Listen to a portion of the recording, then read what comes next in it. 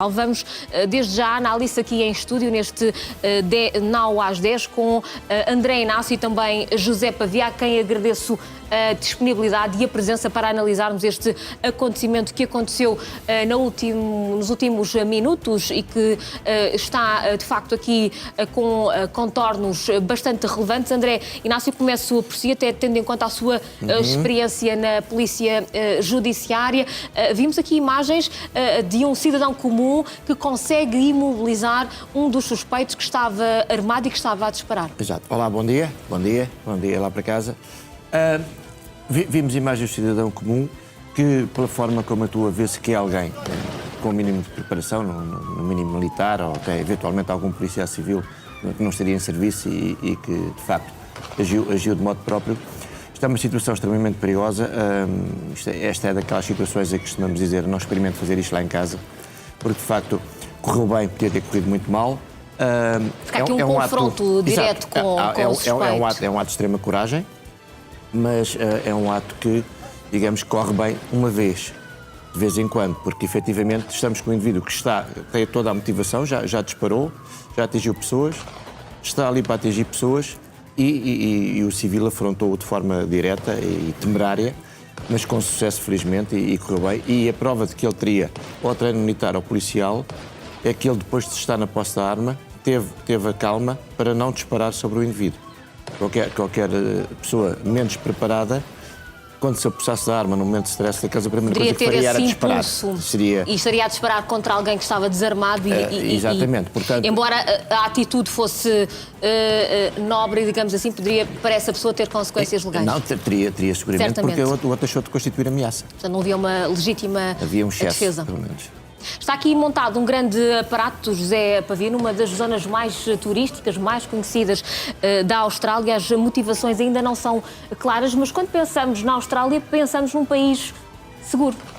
Sim, a partir assim, apesar de não ser também exatamente como às vezes... é a percepção geral.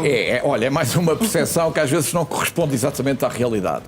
Eu até me lembrei, quando vinha para aqui e quando estava a ver estas imagens, de algo que aconteceu na Nova Zelândia, que aliás não é muito longe, é outro país também que é sempre conhecido como tendo essa percepção de ser seguro, mas houve um atentado numa cidade, Christchurch, um atentado com intuitos religiosos, portanto com ódio, digamos, religioso, que fez um conjunto significativo de mortos, nesse caso, na altura, foi numa mesquita. E, portanto, não sabemos ainda, neste caso concreto, se também há, digamos assim, por trás destas intenções, um intuito de ódio religioso. Há uma coincidência de hoje ser um dia de festa religiosa judaica e, repare, isso transporta-nos um pouco até para o passado, porque há precedentes relativamente a esse tipo de situações. Basta pensar, por exemplo, na Guerra do Yom Kippur, que em 1973 começou precisamente nesse dia. E agora, muito mais recentemente, no dia em que fez 50 anos sobre a Guerra do Yom Kippur, ou seja, em outubro de 2023, houve o famigerado ataque do Hamas a Israel, que desencadeou, no fundo,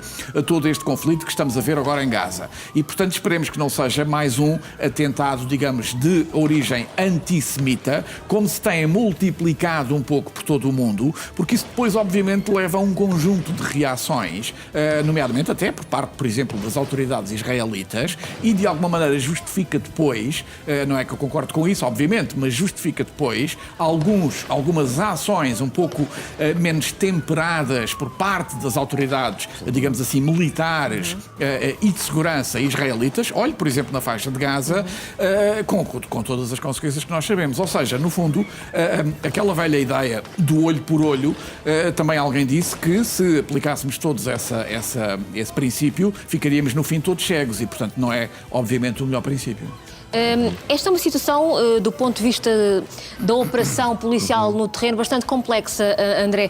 É um disparo numa zona de praia, em campo aberto, dois homens e não apenas um atirador. Quando a polícia vai para o local, também não sabe se há mais cúmplices. No terreno, qual é que é a principal preocupação?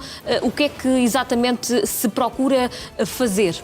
Ora bem, no momento imediato, de facto, anular a ameaça, ou seja, desarmar aqueles atiradores.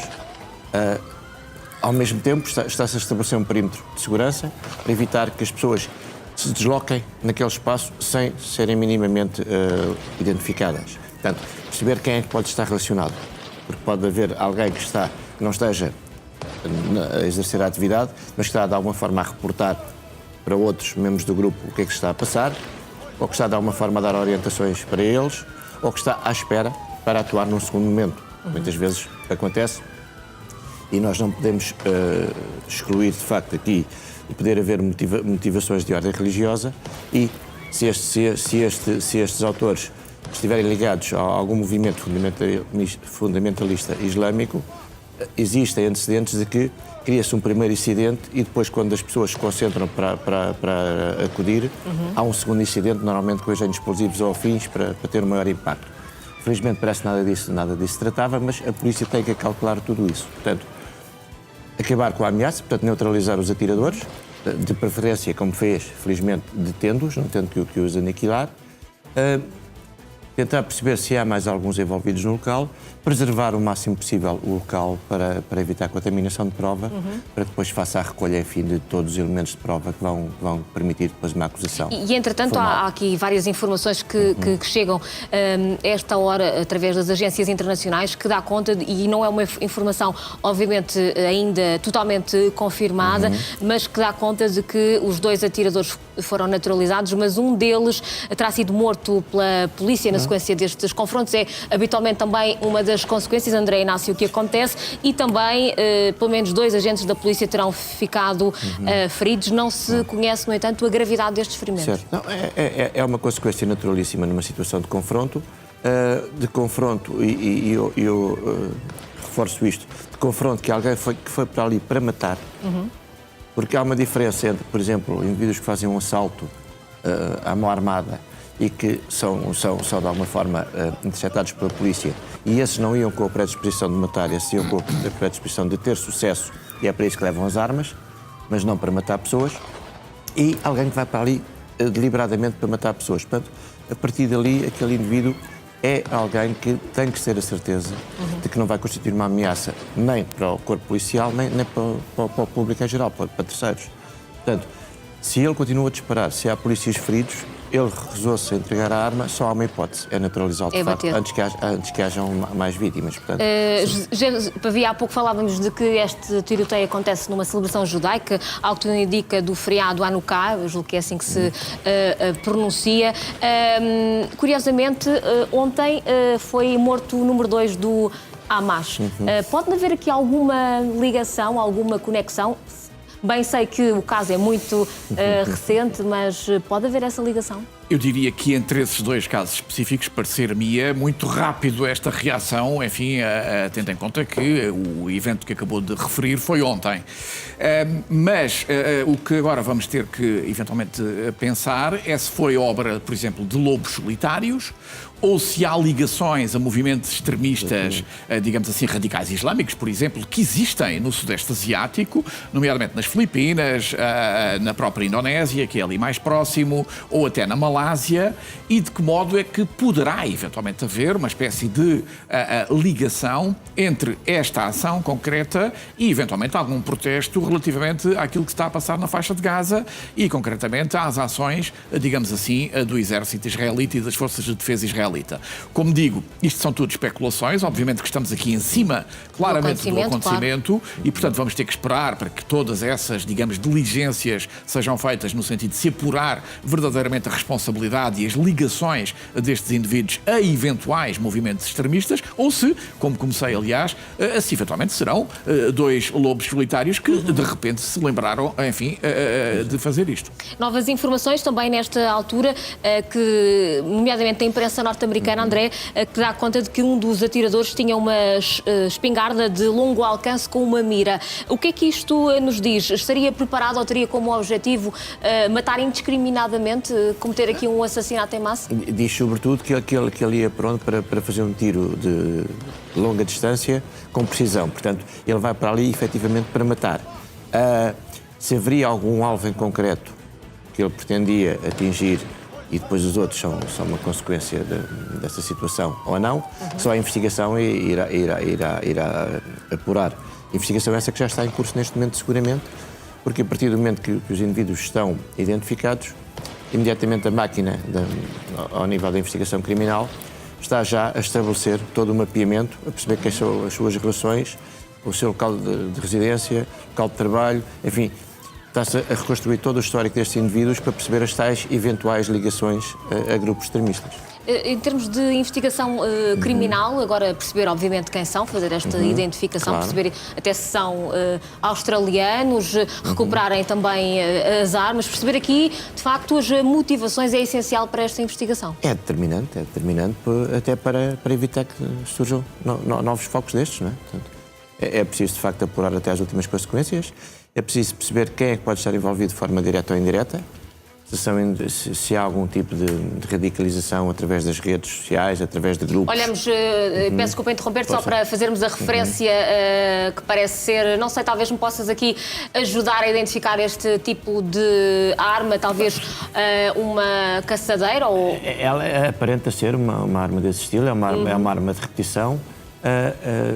E sim, de facto, não. Quais é que são as características gerais deste tipo de armas? São armas, de facto, de grande precisão. São armas com uma cadência de fogo, enfim, que não é o ideal para estar numa frente de combate, claro. Mas que é perfeitamente adequado para este tipo de evento. Não sabemos o calibre, não sabemos o modelo, portanto, não vale a pena especularmos claro. Muito mais, mas é, de facto, uma arma extremamente eficaz para este tipo de operação, isso não há dúvida. José Pavia, em termos de segurança, bem sei que era um evento de uma comunidade que estava a acontecer naquela praia, até que ponto é que isto, obviamente, poderia ter sido evitado, mas cria aqui também na população aqui um sentimento, obviamente, de insegurança gerado por esta situação. Claro que sim. Eu queria alertar também para que tenha havido anteriormente, não obviamente recentemente, mas tem havido sistematicamente avisos e alertas por parte das Forças de Defesa e Segurança australianas relativamente à possibilidade de existirem este tipo de situações. Nomeadamente por causa dos acontecimentos no Médio Oriente, que, como é evidente, depois acabam por despoltar atos antissemitas por todo o mundo. Nós temos assistido na Europa, nomeadamente, e não só, a um recrudescimento significativo de atos antissemitas, anti-israelitas, anti-judeus, se quiser, obviamente ligados, direto ou indiretamente, àquilo que se passa na faixa de Gaza e, enfim, e no Médio Oriente em geral. E, portanto, também não é de excluir, mais uma vez, repito, então estou sempre a fazer este alerta, que estamos no domínio ainda da especulação, mas não é de todo de excluir que este acontecimento em concreto possa ser claramente ligado a esse tipo de iniciativas. E, portanto, o alerta prévio das forças australianas, obviamente que no fundo está aqui agora a consagrar-se nesta situação infeliz que acaba de acontecer. E, portanto, nós temos que ter sempre a atenção que estes alertas, que às vezes consideramos que são excessivos ou que eventualmente podem ser alarmistas, não são de todo, porque no fundo as coisas acabam, infelizmente, às vezes, sem nós estarmos à espera, porque aliás é assim que acontece, por acontecer. E, portanto, queria também alertar para essa circunstância. De facto, aqui vários órgãos de comunicação social locais de Sydney estão a avançar que há uma grande probabilidade do número de vítimas mortais chegar a pelo menos uma dezena. Estamos aqui a falar de uma enorme tragédia na Austrália. Sim. E de facto é. André Inácio, há aqui também várias testemunhas que vão ser também importantes para a investigação. É necessário também ouvi-las e tentar reconstituir aqui um bocadinho do filme dos acontecimentos, também com recurso às imagens de videovigilância que possam existir. Claro, a investigação vai socorrer de todos os meios disponíveis, não é? No apurar dos factos. Portanto, importa perceber como é que chegaram ali, se vieram sozinhos, se alguém os largou, se usaram viatura própria, de que forma é que ali chegaram. Importa perceber como é que foi a sua movimentação, a sua localização no terreno e, para isso, efetivamente, quer o recurso às câmaras de videovigilância, quer os depoimentos das testemunhas oculares, vai ser determinante para reconstituir todos esses momentos prévios ao ataque. A partir do momento que está o ataque, perceber efetivamente, dada a sua localização no terreno, de que forma é que podiam interagir com as pessoas que andavam ali, ou seja, se estavam colocados para apontar para um determinado espaço, para um acesso a um edifício, ao local do evento, qualquer coisa assim, ou se chegaram e começaram a disparar discriminadamente.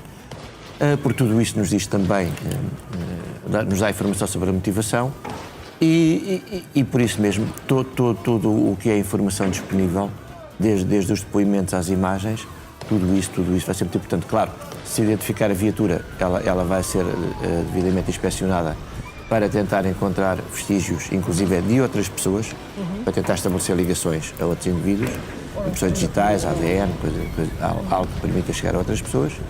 Portanto, é todo um trabalho agora lento no sentido de minucioso, porque é um trabalho que tem que ser feito de forma rápida para perceber se há alguma conexão, se há a possibilidade disto ser o início de algo. É preciso neutralizar, inclusive qualquer indivíduo que esteja envolvido e que, se não for identificado em tempo, poderá pôr-se em fuga ou explotar outro tipo de atentados. Entretanto, neste Now às 10 também revelamos algumas das principais reações políticas. O primeiro-ministro australiano, aliás, já reagiu, dizendo que é um incidente chocante, angustiante, que as equipas de emergência estão no local a trabalhar para salvar vidas, até porque, apesar de não termos ainda o número exato de vítimas, sabemos que há dezenas de feridos, não sabemos que tipo de ferimentos têm, estão a ser assistidos no local, outros estão a ser levados para o hospital e o presidente israelita também já se pronunciou para dizer que os judeus tinham ido acender a primeira vela do feriado de que falávamos há pouco na praia, quando foram, e a expressão é utilizada pelo presidente de Israel, foram atacados por terroristas vis. José Pavia, é assim que reagem os principais políticos? Sim, cá está. Portanto, no fundo, estamos a confirmar algo que no início da nossa conversa ainda não tínhamos a certeza. Portanto, terá sido claramente visada a comunidade judaica num momento celebratório da sua fé, portanto, o Hanukkah, como está aqui a dizer, e, portanto, daí termos já essa reação do presidente israelita, e, como é evidente, devemos ter muito rapidamente também a reação do primeiro-ministro, no sentido de condenar veementemente esta situação e, mais uma vez, volta àquilo, quer dizer, isto é um recrudescer e um crescimento assinalável de atos antissemitas que estão, no fundo, a ocorrer por todo o mundo, sendo que este, obviamente, foi gravíssimo, porque estamos a falar de vários mortos, ainda por cima, num país onde, à partida, as coisas, enfim, aparentemente, repito outra vez, são um bocadinho mais calmas. Obviamente que agora vai desenvolver-se aqui todo um conjunto de investigações, mais uma vez, saber de onde é que esses indivíduos vêm, quais as suas ligações, quais as suas conexões, como é que aqui chegaram, como é que tiveram acesso às armas. E vamos só